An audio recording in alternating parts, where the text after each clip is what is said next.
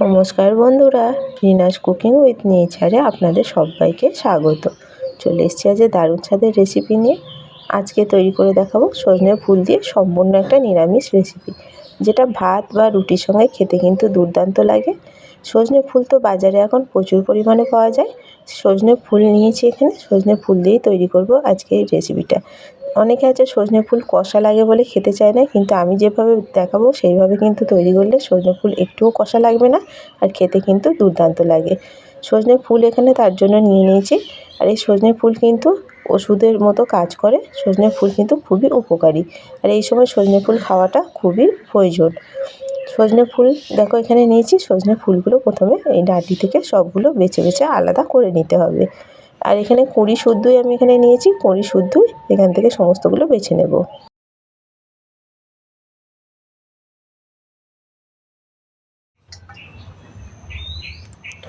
আমি ফুলগুলো প্রথমে বেছে নিচ্ছি, তারপর ফিরে আসছি।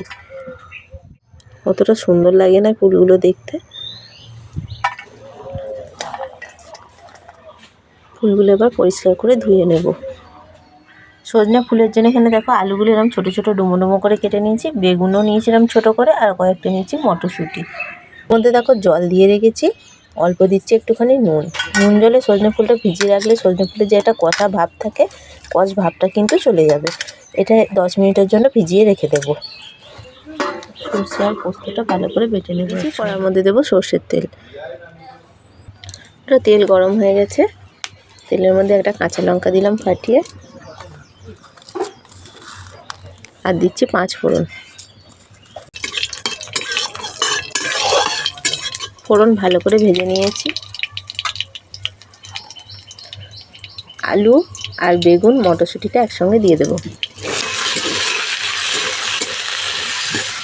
বেগুন আর আলুটা এর মধ্যেই ভাজা ভাজা করে নেব।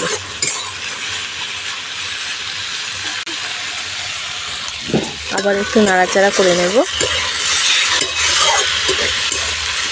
এবার অল্প হলুদ,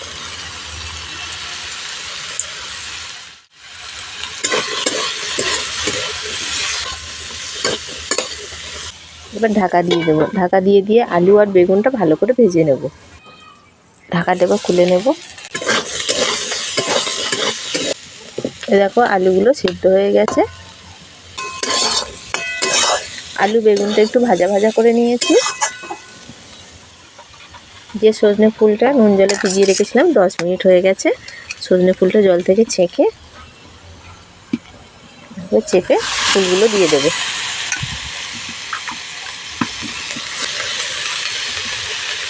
ফুলের এই নিরামিষ রেসিপিটা একবার হলেও বাড়িতে বানিয়ে খেয়ে দেখতে পারো, খেতে কিন্তু দুর্দান্ত লাগে, আর ভাতের সঙ্গে তো বেশ ভালোই লাগে খেতে। আর যারা পেঁয়াজ রসুন মাছ মাংস খেতে পছন্দ করে না, তাদের জন্য তো খুবই সুস্বাদু একটা খাবার। আর এই সময় সজনে ফুল খাওয়াটা সবারই প্রয়োজন। সজনে ফুলটা দিয়ে খুব ভালো করে দেখো মিশিয়ে নিলাম। আবারও একটু নেড়ে দেবো। আমি এতক্ষণ নুন দিইনি, এবার দেবো পরিমাণ মতো নুন। সমস্ত কিছু একসঙ্গে এবার মিশিয়ে নেব। যে সর্ষে পোস্তটা বেটে রেখেছিলাম, এর মধ্যে 2টো কাঁচা লঙ্কাও দিয়েছিলাম। সর্ষে পোস্ত বাটাটা দিয়ে দিচ্ছি। বাটিটা ধুয়ে অল্প দিলাম একটু জল।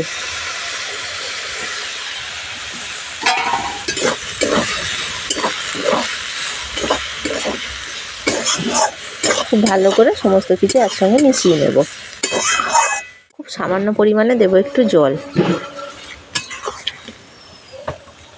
আলু বেগুন তো সব সেদ্ধ হয়েই আছে, অল্প একটুখানি দিলাম জল। সজনে ফুলগুলো এতে করে সেদ্ধ হয়ে যাবে। নিরামিষ রান্না, অল্প দিলাম একটুখানি চিনি। আর সজনে ফুল একটু কষা কষা হয়, অল্প একটুখানি চিনি দিলে বেশ মিষ্টি মিষ্টি খেতে ভালোই লাগে।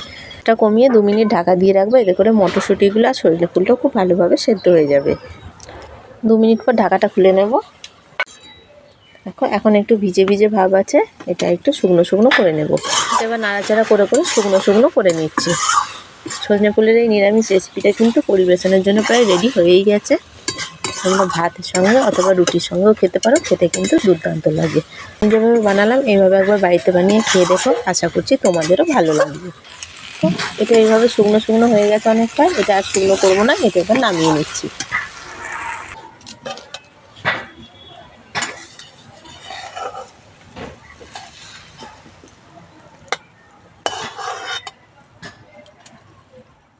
সজনে ফুলের রেসিপিটা তো পরিবেশনের জন্য একদম রেডি হয়ে গেছে। রেসিপিটা কেমন লাগলো কমেন্ট করে জানিও। ভালো লাগলে একটা লাইক কমেন্ট শেয়ার করে দেবে। আর চ্যানেলে নতুন বন্ধু হয়ে থাকলে চ্যানেলটা সাবস্ক্রাইব করার অনুরোধ রইল। পাশে থাকা বেল আইকনটা অবশ্যই প্রেস করে দেবে। আমার চ্যানেলে নিত্য নতুন ভিডিও আপলোড করলে ভিডিও নোটিফিকেশান সবার আগে তোমাদের কাছে পৌঁছে যাবে। ফিরে আসবো আবার অন্য কোনো রেসিপি নিয়ে। সম্পূর্ণ ভিডিওটা দেখার জন্য অসংখ্য ধন্যবাদ।